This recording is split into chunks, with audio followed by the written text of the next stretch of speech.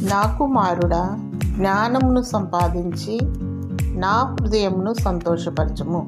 సామెతలు 27:11.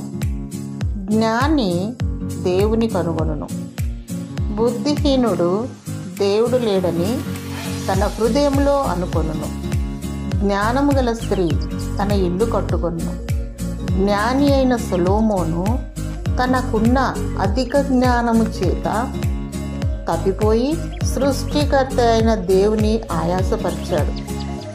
నిజమైన జ్ఞానము దేవుని దృష్టిలో ఏదనగా జీవమును కనుగొనవాడే జ్ఞానవంతుడు. దేవునికి సమీపంగా దేవుని వెంబడించువాడే జ్ఞానవంతుడు. దేవుని సంతోషపెట్టే జ్ఞానమే దైవికమైన జ్ఞానము. దేవుడు జ్ఞానమునకు సృష్టికర్త. సకల ఐశ్వర్యములు ఆయనలో గుప్తమై ఉన్నవి.